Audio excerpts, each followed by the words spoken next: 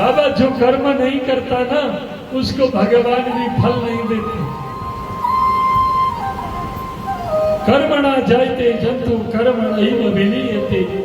जो कर्म करेगा उसी को फल मिलेगा, और बिना कर्म का फल नहीं मिलता है।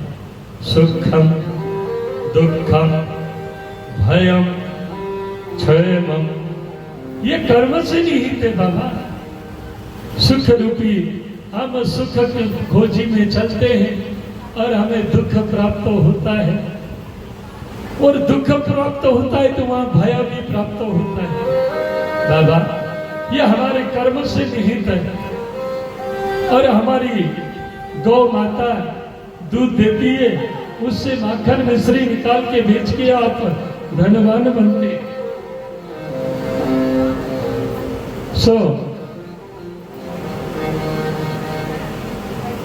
इसीलिए हम तो इंद्र की पूजा करते हैं लाला, क्या करें। कन्हैया ने कहा सुनो बाबा मैं एक बात आपसे पूछता हूं। बोले पूछो। तुमने कब से इंद्र पूजा किया? नंद बाबा बोले मैं 5 साल का था तब से तो मुझे याद है। मैंने जीवन में मैंने 70 बार तो इंद्र पूजा किया, मुझे याद है। सो बोले तुमने 70 बार इंद्र का पूजन किया, कब तुम्हें इंद्र ने दर्शन दियो है क्या? नंद बाबा बोले सो दर्शन तो दियो ना। कन्हैया बोले है ही ना है तो देगो कहाँ थे? है ही ना है तो दर्शन देगो कहाँ थे?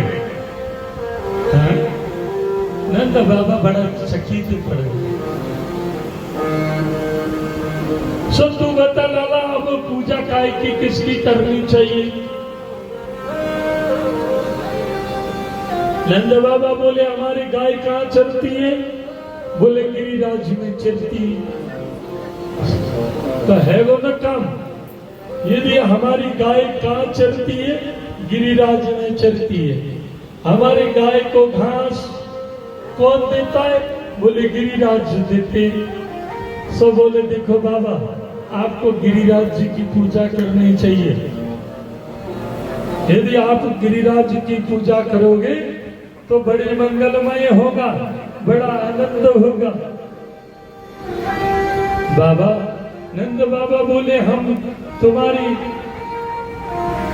बात को मानकर गिरिराज जी को पूजा तो कर देंगे, पर लाला कुछ उसमें गड़बड़ भई तो। कन्हैया ने कहा कोई गड़बड़ नहीं होगी। तो रात्रि में सभी ब्रजवासी लोग नंद बाबा के यहाँ आए। वहां सभा में चला क्या करना चाहिए? तो नंद बाबा ने कहा मेरा कन्हैया कहता है इस बार गिरिराज जी की पूजन होगी, इंद्र की पूजन नहीं होगा। इंद्र का पूजन नहीं होगा। अच्छा ठीक है।